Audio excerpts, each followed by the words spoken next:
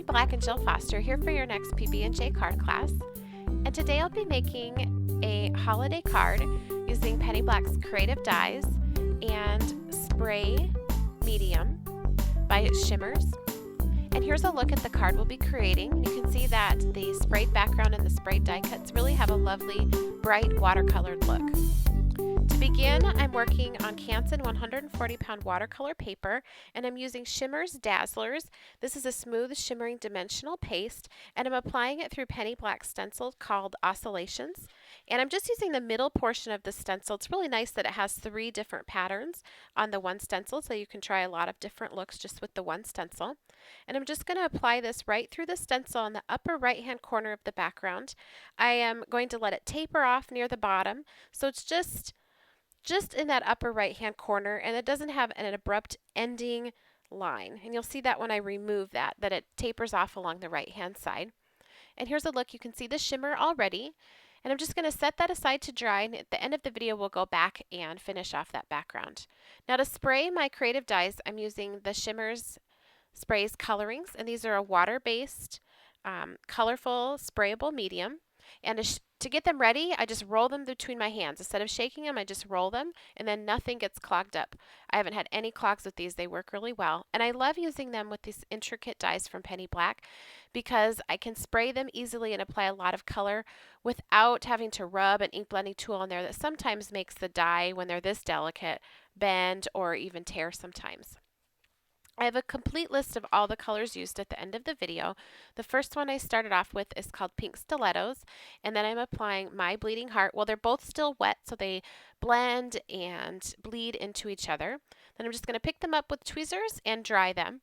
They dry a little bit lighter, so I like to add lots of different layers, so I'll just go back once it's dry and apply those colors again back on top, leaving some areas of light and some that are resprayed to become darker. Next, I'm working with the Creative Die Joyful. I love that this poinsettia die has a separate leaf and stem base than the top. So I'm doing a white poinsettia, and I don't have to worry about cutting it or masking it or anything. I've sprayed it with 2 colors of green.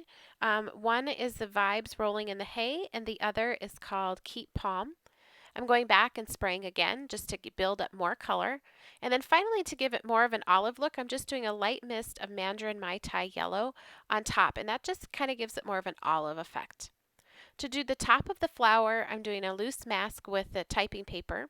I want most of the petals to remain white, but the top part to get the yellow. So I'm spraying that. Then I put a little bit of the My Bleeding Heart red on top, and then I'll dab up the extra petal there really carefully with a baby wipe. Then remove the loose mask. It's not a perfect mask. I want it to have the same look as the background and the other pieces, sort of bleeding down. If you didn't want that, I'd use a mask like a Post-it note that had a sticky edge so that the inks didn't bleed beneath. I did 2 of the flower heads so I can layer them. Next is this mason jar by Penny Black. I'm starting by spraying it with the Mandarin Mai Tai, dabbing off a little bit of the extra, and I want to give it a shadow just along the left-hand side, so I'm going to spray some darker sprays along that side, just to give it the effect of a shadow. And you'll see as I do this, I will dab with a damp baby wipe to remove the excess and also to soften the edge where the spray stopped, so that it's more of a smooth transition from dark to light. So now that I've colored all my die cut pieces, I'm ready to work on the background, and also that texture paste has completely dried. So I'm spraying this with Don't Be Swayed coloring spray, and also a little bit of the chocolate brownie. And then I'm going to let this turn and drip so that it goes in between that texture that we applied with the stencil.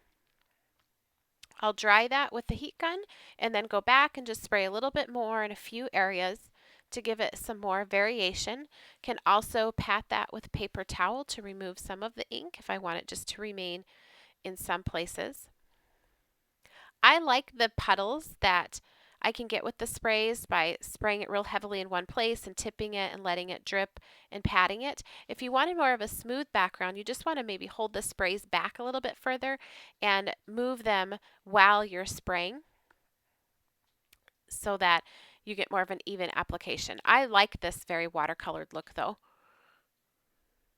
And I'm just getting the corners just a touch here and there to give it more of a distressed look.